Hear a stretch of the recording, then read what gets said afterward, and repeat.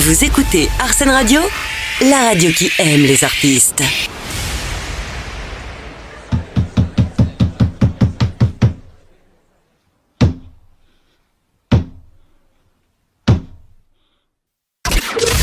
Bonne journée sur Arsène Radio. Arsène Radio. Bonsoir Denis, vous êtes actuellement sur la scène les jeudis et vendredis à 20h30 au 100 rue de Charenton. Pouvez-nous parler un peu de votre spectacle? Mais volontiers. D'abord, merci d'être venu et de me donner la parole, c'est très important. Alors ce spectacle, en réalité, c'est vrai que c'est on pourrait dire une espèce d'autofiction. Tout n'est pas vrai, mais tout n'est pas faux. Et c'est parti du fait que quand on interviewait les journalistes qui interviewaient beaucoup Fellini, qui a été donc un réalisateur mondial star pendant des décennies et des décennies, il répondait toujours de manière différente à la même question. Alors les mecs lui disaient au bout d'un moment, mais monsieur Fellini, on vous a déjà posé cette question il y a 3 ans, vous avez répondu autre chose, et lui disait, bah oui, mais je ne vais pas vous ennuyer en répondant toujours la même chose à la même question. Donc, on va partir du principe que tout ce que j'invente est vrai. Et moi, quand j'ai écrit ce spectacle, je suis partie de là. À nouveau, je me suis dit, il y a eu le départ de l'histoire qui est la vérité. J'ai fugué, j'avais 16 ans, je suis allée à Rome voir Fellini, l'année où il tournait Fellini-Roma. Je l'ai rencontré, puis on voit bien. Et après, tout ce qui est autour, et qui part de choses comme ça réelles, mais ça devient quand même romanesque, écrit. D'abord, je n'ai pas eu le Lion d'Or, pas encore. Et puis, enfin, tout ce que j'ai mis autour, tout ce fil rouge du sac, de la psy, moi, j'en ai jamais vu. Je pense que d'ailleurs, il serait utile que j'aille maintenant enfin voir la psy. Non, mais je veux dire, après ça, j'ai mis tout ça dans une histoire théâtrale, en réalité. Donc, c'est comme lui. C'est tout. On va dire que tout ce que j'invente est vrai. On ne sait pas si c'est vrai ou si c'est faux. Qu'est-ce qui est vrai, qu'est-ce qui est faux? Moi-même, je ne le sais plus, je crois. Bien. Et on voit dans votre spectacle, vous avez aussi une place très importante à l'image. Ouais.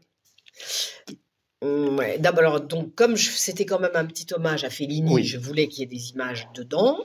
Et ensuite, vraiment, mon projet, alors je ne sais pas si j'y arriverai dans la situation qui est la nôtre actuellement, au théâtre comme au cinéma, c'était vraiment d'écrire cette chose pour que ensuite ça devienne un film, comme Guillaume et les garçons à table, ou bon voilà. C'était de faire que ce qui se raconte là sur scène devienne un film qui en fait raconte l'histoire, quoi.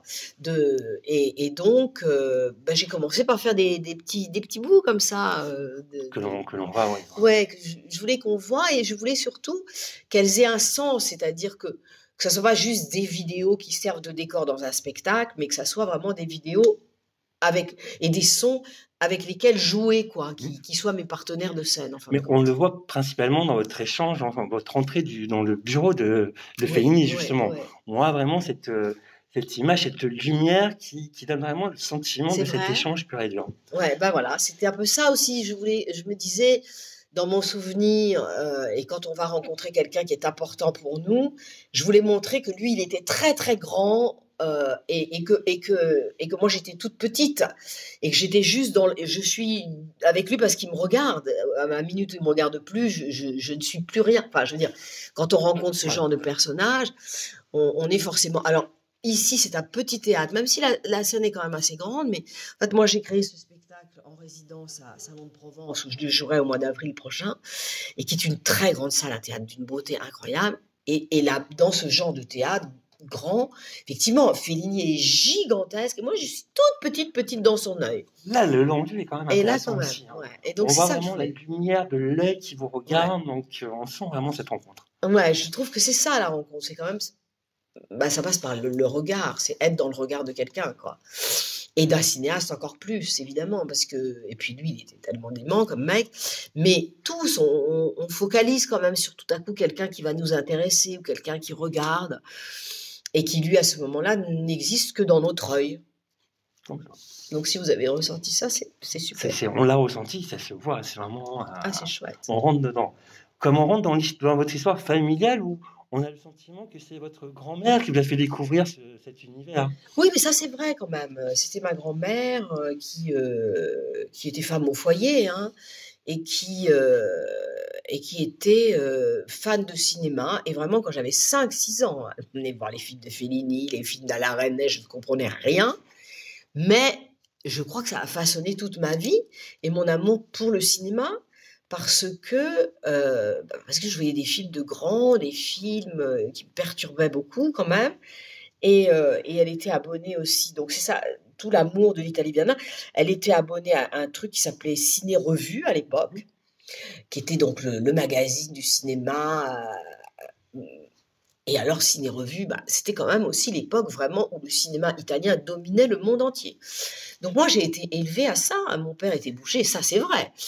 Donc évidemment, le seul moment où je rêvais, c'était avec ma grand-mère, quand on regardait ensemble ce magazine et que je voyais toutes les actrices italiennes qui étaient belles, qui avaient des cheveux, qui avaient des boucles d'oreilles, qui avaient des grandes robes. Enfin, c'est évidemment pas ce qui se passait dans la boucherie de mes parents. Et donc, c'était évident que je voulais que ce soit ça ma vie, quoi. Et d'ailleurs, je continue toujours, ça c'est vrai, je suis toujours totalement italienne de cœur et d'âme et je continue à être aussi fascinée par Monica Bellucci, les italiennes. Je trouve que voilà, il y a quand même une féminité dans ce cinéma italien qui perdure. Qui continue, tout à fait. Qui continue. Alors que un peu du cinéma mondial, on est devenu... bon, voilà, tout d'un coup, ça devient des exploits de jouer, pas maquillé, pas coiffé, dégueu, pire que dans les acteurs. Bon, les Italiennes continuent à être belles, à nous faire rêver. Et moi, j'avoue que je suis de ce côté-là, très... ça continue à me faire rêver. Donc, je voulais mettre des petits bouts de ça dans ce spectacle parce que... Oui, je pense que ce cinéma latin, il est quand même toujours très élégant, quoi. Il y a un truc extravagant, en même temps on crie, on rit, on pleure. Ce que j'ai aussi un peu essayé de faire dans ma pièce, c'est-à-dire que cette fille, elle passe toujours, c'est triste et en même temps c'est toujours drôle. C'est drôle. Vous parlez du cinéma italien, de cette beauté.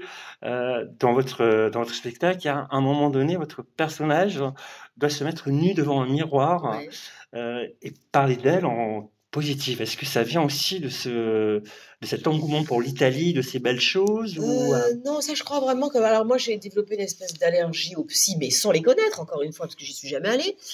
Mais enfin bon, il y a plein de trucs, plein de lectures, mais le fait que j'ai rencontré aussi 2-3 femmes psy dans la vraie vie et que je me suis dit à chaque fois, elles sont à moitié dingues, pourquoi je devrais aller me confier à quelqu'un qui je trouve moi moitié fou. Mais alors ça c'est très personnel, hein. Donc j'ai essayé d'en faire quelque chose de drôle parce que il fallait que je trouve un fil pour raconter l'histoire de la pièce, c'est-à-dire une unité de lieu, de temps, parce que je me disais on va pas se balader des années 70 à maintenant dans un film, oui, mais théâtre, c'est compliqué, il aurait fallu changer de costume 50 fois, changer d'époque, enfin bon. Donc je me suis dit tout d'un coup, comme j'aime bien jouer avec le langage, les mots, je me suis dit, on dit bien vider son sac, aller chez le psy, vider son sac. Alors j'ai déjà essayé de faire un lien avec ça et de me dire que cette fille qui avait ce genre de vie de comédienne, comme moi comme on a tous dans nos métiers, qui tiennent un peu dans nos sacs, dans nos valises, on est tout le temps comme ça en voyage. Alors, si tout d'un coup, effectivement, je suis encore avec ma valise, là, la mienne, on me disait de l'ouvrir, ça raconte forcément quelque chose de nous et de notre vie. On a le principe, enfin, vous les hommes, c'est un peu différent. Un peu moins, oui. Maintenant, les hommes ont des sacs aussi. On a aussi nos sacs à dos avec nos affaires à l'intérieur. Voilà. Mais en tout cas, nous, on a toujours trimballé notre sac avec nous, donc, vraiment, un grand bout de notre vie. Et donc... alors, c'est parti du sac, comme ça. Après, je me suis dit, où est-ce qu'elle va vider son sac? On va se mettre au milieu de la rue et vider son sac, ça n'aurait aucun sens. Donc, il faut qu'elle aille chez un psy. Et j'ai dû lire un article quelque part sur une psy américaine, mais vraiment, qui faisait ça, qui disait aux gens, une séance, que je ne trouve pas idiot d'ailleurs. Vous vous mettez nu devant un miroir et vous nous racontez ce que vous voyez. Et je me suis dit, ça, c'est une idée géniale. Ça devrait être ça, la psychanalyse. On n'y passe pas 47 ans, parce que tant qu'on y passe 47 ans, on a vécu, on est à la fin de sa vie, c'est trop tard pour aller bien.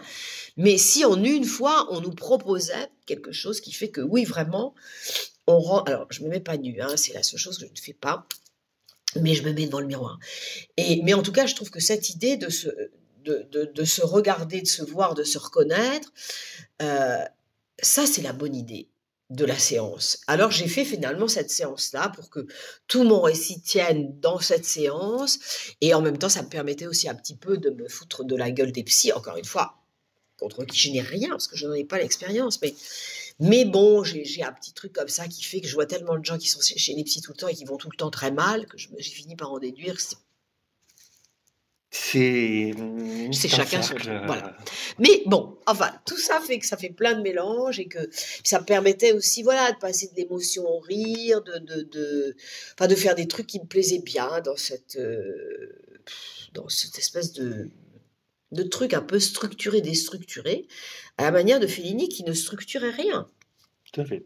Et justement, en parlant de Fellini, dans votre pièce, vous nous parlez de 2 films qui ont l'air d'avoir marqué votre Ouais. jeunesse, qui est 8 et demi et La Dolce Vita. Oui, mais il y en a plus. J'ai aimé beaucoup plus de films de Fellini que ça, mais je ne pouvais pas le dire parce que il est vrai que la vraie date de ma fugue, puisque je l'ai faite, cette fugue et machin, c'était 72 et c'était Roma. Donc il fallait bien que je choisisse ça et ce qui avait été fait avant, puisque les films d'après, je ne pouvais pas les avoir vus, puisqu'ils sont après. Mais il y a des films. Mais en fait, je suis beaucoup plus folle de Casanova ou de Amarcord ou de La Naveva que. Enfin, il y a des moments que j'aime bien dans 8 et demi, il y a des moments que j'aime bien dans la Dolce Vita, tout le monde a aimé la Dolce Vita, donc voilà, mais je veux dire, j'aime encore plus les films qu'il a fait après. Mais je ne pouvais pas en parler puisqu'ils sont Passé après après. votre film. Bah justement, Voilà. c'est ces 2 films-là qui vous ont donné envie de partir, de Oui, oui, fuguer, oui. de... Ouais, non, enfin, même, c'était les clowns déjà avant, parce que je crois que vraiment le premier film que j'ai vu, c'était les clowns de Fellini, donc. Et là, je me suis dit, ah, ça, c'est mon truc. C'est mon truc, parce qu'on peut se déguiser, parce que voilà, il faisait un cinéma qui était quand même très théâtral, que de temps en temps, on allait quand même au théâtre, on allait au cirque, je trouvais ça très triste, mais en même temps, j'adorais. Enfin, voilà. Et en fait, c'est finalement ces sentiments-là n'ont toujours pas changé. Hein. C'est-à-dire que je n'ai pas du tout évolué. J'aime toujours, je déteste toujours les mêmes choses. Et, et oui, c'est ça, je me suis dit, ces films étaient très colorés, ces films étaient quand même très extravagants, c'était tout ce que je vivais pas chez moi, donc ça me faisait vraiment rêver. Et moi, je voulais rencontrer le mec qui faisait ça. Je me disais, oh, c'est forcément un génie. Enfin, je ne sais pas si je me disais c'est forcément un génie, parce que je ne sais même pas si je savais ce que ça voulait dire un génie à 16 ans. Mais je me disais, ce type-là, il va me comprendre. Moi, je veux voir ce qu'il fait. C'est ce qui me correspond. C'est ce qui vous a donné envie Ouais. de devenir actrice. Ouais. Et réalisatrice, et d'écrire, et de faire des trucs. Enfin, voilà. Je voulais devenir comme ce mec-là. C'était ça mon rêve. C'est toujours ça mon rêve, d'ailleurs. Votre grand-mère vous a accompagné dans toute cette démarche? Non, parce que je suis partie, j'avais 16 ans. Et donc, ma grand-mère est morte, j'avais 16 ans et demi, juste quand je suis rentrée. Donc, tout ça après, elle ne l'a pas vu, je ne l'ai pas partagé avec elle, mais je continue à pas partager avec elle, parce que même si je ne crois pas du tout, ou pas forcément, ça dépend des jours, à d'autres vies, à la vie après la mort, tout ça, je parle toujours avec ma grand-mère, qui a quand même été la joie de ma jeunesse. C'est-à-dire que elle m'a quand même en partie élevée, parce que mes parents n'avaient pas beaucoup de temps, parce qu'ils étaient tout le temps dans leur boutique. Et donc, j'ai passé vraiment les premières années de ma vie chez mes grands-parents. Et je voyais mes parents un petit peu, c'était l'inverse. Et ma grand-mère, je la trouvais géniale, quoi. Vraiment, je la trouvais géniale. Je riais avec elle. Enfin, là, par contre, ma grand-mère, tout ce que je dis est vrai. Elle était vraiment merveilleuse et elle rêvait et elle emmenait les gens dans ses rêves et tout était possible. C'est pareil, c'était une gamine en même temps. Elle n'a pas grandi, on se déguisait, on faisait les andouilles. Enfin, c'était formidable. J'essaye d'être ça pour mes petits-enfants. J'ai des petits-enfants et j'essaye de faire ça avec eux. Vous avez de la chance, alors. Je crois qu'ils m'aiment bien. Je crois qu'ils m'aiment bien. On s'amuse bien, ouais, c'est sympa. Ma dernière question va être plus sur le cinéma d'aujourd'hui et le théâtre d'aujourd'hui. Moi, j'adore. Ces dernières années, je ne saurais pas chiffrer parce que j'ai toujours jamais aucun sens des chiffres, mais je trouve que, franchement, moi, je trouve qu'on a un théâtre magnifique, justement, très créatif et que je suis très cliente, c'est-à-dire je vais voir tous les teasers, tous les trucs et tout ça, et je vais beaucoup au théâtre quand je ne joue pas, c'est-à-dire que, et qu'il y en a, parce que les 2 dernières années, effectivement, il n'y en avait pas beaucoup, et vraiment, je trouve que les gens sont beaucoup plus créatifs qu'au moment où moi j'ai fait une espèce de carrière assez formidable, mais où tout le théâtre se ressemblait, c'est vraiment le théâtre très dramatique, très classique, ou le théâtre de boulevard. Là, maintenant, je trouve qu'on est dans un théâtre vraiment très éclectique, avec des tonnes de gens qui font des choses absolument fantastiques. Moi, je suis absolument fan du théâtre d'aujourd'hui, je le trouve génial, très créatif, c'est pour ça que j'ai pas du tout envie de le voir mourir, je le trouve magnifique, et le cinéma aussi, je peux aller tous les jours au cinéma, je n'ai pas toujours le temps malheureusement, mais quand je le peux, j'y vais tout le temps, et je trouve tellement de choses exceptionnelles, et les jeunes réalisateurs exceptionnels, et qu'il y a pareil, un renouveau du cinéma, de la manière dont on le fait, des appareils avec lesquels on le fait, des effets spéciaux, tout. Enfin, moi, je suis super fan, et de toute catégorie confondue à partir du moment où c'est bien. C'est-à-dire que j'aime les films de réalisateurs, d'auteurs, mais aussi très populaires. C'est pas là, mais je trouve que le cinéma il est génial. Ouais, ça me plaît beaucoup le spectacle d'aujourd'hui. Je trouve ça formidable. Parfait. C'est vrai qu'aujourd'hui, on a une vraie création. Ah ouais. Et il faudrait qu'on continue d'aller au théâtre, qu'on continue ouais. à avoir la possibilité d'aller applaudir des artistes sur scène Ouais. le plus longtemps possible. Il y a plein, les chanteurs, c'est pareil. Enfin, moi, franchement, je trouve que c'est une période formidable. Le Covid a beaucoup, je pense, ça a beaucoup aidé aussi à la création. Ouais. Les gens se sont vraiment retrouvés Ouais. à un moment donné, à ne plus avoir de concerts, ne plus avoir Ouais. de spectacles. Donc, du coup, avoir vraiment le temps de Développer leur imagination. développer et d'écrire. Et d'avoir d'autres idées. Non, franchement, moi, voilà, ce qui me fait de la peine, c'est qu'effectivement, le public, pour l'instant, d'une manière générale, au cinéma comme au théâtre, n'est pas très au rendez-vous. Ça va revenir, on va se le dire. Mais il faut que les gens sachent qu'il y a tellement de choses formidables à voir. Plein, plein, plein. Plein au théâtre, plein au cinéma. Là, j'ai pris le train tout à l'heure, je regardais les Allociné. Je me suis dit, c'est affreux parce que, en ce moment, je travaille beaucoup en dehors du truc. J'ai pas le temps, mais j'ai vu 20 films que j'avais envie de voir, toutes catégories confondues, quoi. Je me suis dit, mais c'est démentiel le nombre de films qui sortent et qui ont l'air géniaux. Mais c'est vrai qu'on a aussi une période où rien n'est sorti. Donc, est-ce que c'est pas un peu tout d'un seul coup pour le public? Si, c'est possible aussi. Il paraît qu'il y a 400 pièces à Paris en ce moment, donc comment les gens peuvent aller voir 400 pièces en même temps? Il y en a trop. Et les films, c'est pareil. Mais bon, voilà, effectivement, il y a tellement de choses qui se sont préparées et qui sortent en même temps. Et le fait que les théâtres programment énormément de choses. C'est-à-dire que moi, quand j'ai fait beaucoup de théâtre toute ma vie, mais jusqu'à il y a 10 ans, un théâtre, il y avait une seule pièce tous les jours. Et de mémoire, quand j'étais étudiant, dans les années 2000, on était sur une pièce par saison. Mais par saison, voire 2, 3, 4 saisons. Moi, voilà. J'ai beaucoup de pièces que j'ai quittées, le dîner de con, tout ça. Parce que 2 ans, je l'ai joué, donc c'est 900 fois, 600 fois. Je suis partie, mais eux, ils ont joué 4 ans plus 2 ans en tournée. Avant, quand j'avais joué Joyeuse Pâques, c'était 2 ans. Cyrano avec Belmondo, 1 an et demi. Le Nid de Coucou avec Tapi, 1 an. Et après, ils ont fait tout. Et c'était tous les soirs. Et c'était bourré tous les soirs. Là, maintenant, chaque théâtre programme 3, 4, 5, 6, 7 pièces en même temps. 18h, 19h20. Mais donc, il y a trop de choses pour les gens. Donc, effectivement, il y a beaucoup trop de choix. Voilà, du coup. Mais alors là, si tu as un problème là, de direction de salle, moi, je ne sais pas. Ils se sont dit qu'ils allaient faire plus d'argent avec beaucoup de spectacles. Moi, je crois que c'est l'inverse. C'est-à-dire que donc, on ne paye plus les acteurs, on ne paye plus les techniciens, les gens ont des budgets merdiques, il n'y a plus de vraie direction dans les théâtres. Alors ça, c'est une chose qu'on peut quand même dire. C'est géré comme des boutiques, alors qu'avant, on installait sa loge, on savait qu'on allait y vivre 1 an, 2 ans, hein. Et il y avait une vraie économie, parce que quand une pièce marchait pendant 1 an, 2 ans, 3 ans, 4 ans, ça ramenait beaucoup d'argent, les acteurs étaient très bien payés, les techniciens aussi, tout le monde allait bien. Là, quand même, économiquement, et pas depuis le Covid seulement. Ça fait une dizaine d'années que, depuis que tout ça s'est multiplié, ça marche plus. Ça marche plus parce que ça marche, mais comme vous le dites, on va pas voir 5 pièces le même soir. Voilà, on fait un choix, donc du coup. Voilà. Donc du coup, c'est comme Avignon, ça devient une espèce de marché, de foire aux bestiaux, et il y a plus personne dans les salles. Alors qu'effectivement, quand il y avait beaucoup moins de pièces, on avait du coup plus de possibilités d'y aller.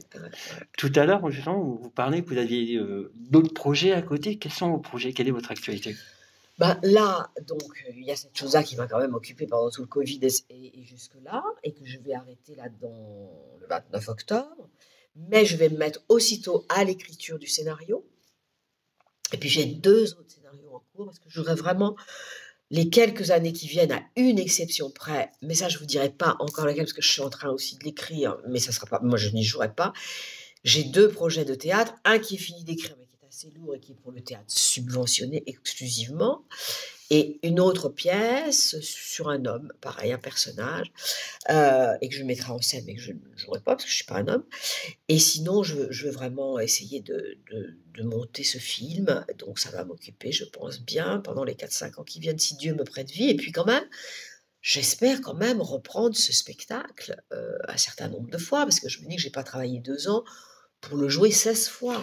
Oui, d'accord. Mais vous n'avez pas fait un texte du côté de... Dans le sud, vous allez reprendre au mois d'avril? Je vais le reprendre dans le sud au mois d'avril. J'ai déjà quelques dates de province, mais je veux dire, il faut que ça devienne ces dates-là. Donc, la date du sud, c'est parce que je l'ai montée là-bas en résidence.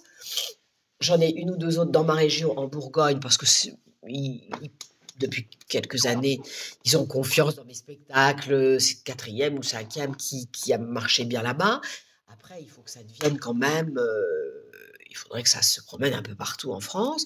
Et puis, il faudrait que je le reprenne dans un théâtre parisien. Mais par exemple, pas maintenant. Attendre un peu que tout ce qui sort, Parce que laisse là, la place vraiment aux ouais, pièces en de vrai, pouvoir, maintenant, je pense que même si on me le proposait, je suis pas sûre, enfin, je sais pas si je devrais dire ça, mais je suis pas sûre que ça soit une bonne idée de reprendre un spectacle maintenant. Faut attendre que ça fonctionne un peu mieux. attendre, puis peut-être que les gens reviennent, les gens reprennent confiance. Ouais. Donc, il faut pas gâcher son truc avant, mais c'est dur en même temps d'abord parce que nous, c'est notre façon de gagner notre vie et notre argent. Donc, bon. Et aussi parce que, on ne sait pas, un truc peut être complètement oublié et plus jamais se faire. Moi, je n'ai aucune idée de ce qui va se passer après. Les gens semblent, jusqu'à maintenant, grâce à Dieu, j'ai eu des très très bonnes critiques et je me dis que ça me permet de reprendre ailleurs, mais pas tout de suite. Hein. Donc, je vais travailler à fabriquer l'avenir, mais Le futur. Pour tout de suite, je suis comme tout le monde dans mon métier et à tous les niveaux confondus, je crois. Je veux dire, ceux qui sont beaucoup plus connus comme ceux qui le sont moins. Ça, c'est pas mal non plus, parce qu'il y a moins de différence qu'avant. Moi, à l'époque où j'étais jeune, il y avait vraiment les stars et le reste. Maintenant, non. Quand un spectacle est bien, avec des stars ou sans stars, il marche. Et quand un spectacle n'est pas bien avec des stars ou sans stars, il ne marche pas. Je ne sais pas si vous avez noté ça, mais Oui. Ouais. Et ça, c'est pas mal. Parce que c'est bien que les choses bien marchent. On est tout à fait d'accord. Voilà. Que la reconnaissance soit là. Et non pas seulement le nom, mais la pas seulement reconnaissance. le nom. Et il y a eu comme ça, dans le cinéma et le théâtre, il y a 30 ans, c'était comme ça. C'était que des noms. Et le reste, rien ne marchait. Maintenant, il y a des tonnes de trucs qui marchent. Et d'où émergent des nouveaux noms, heureusement, grâce à Dieu. Donc, mais je veux dire, franchement, dans notre métier à nous, je crois qu'aujourd'hui, on ne sait pas du tout ce qui va se passer, quoi. On travaille, mais sans savoir, à l'aveugle. Croise les doigts pour que tout reprenne petit à petit, que d'ici les fêtes, les gens aient repris l'habitude de venir au théâtre, de venir applaudir les artistes sur scène, parce que vous le méritez. Merci beaucoup, beaucoup, beaucoup de le relayer. Merci d'être venu, ça me fait vraiment plaisir. Et voilà, je compte sur vous pour la reprise, déjà pour les quelques semaines qui viennent. On va faire le nécessaire, et puis pour la reprise, on sera présent également. Merci beaucoup. Merci Béni. Merci à vous, bonne soirée, bonne fin de soirée. Non, mais ce serait chouette.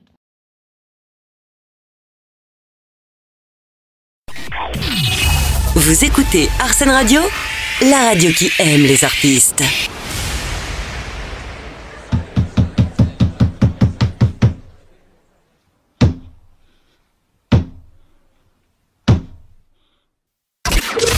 Bonne journée sur Arsène Radio. Arsène Radio.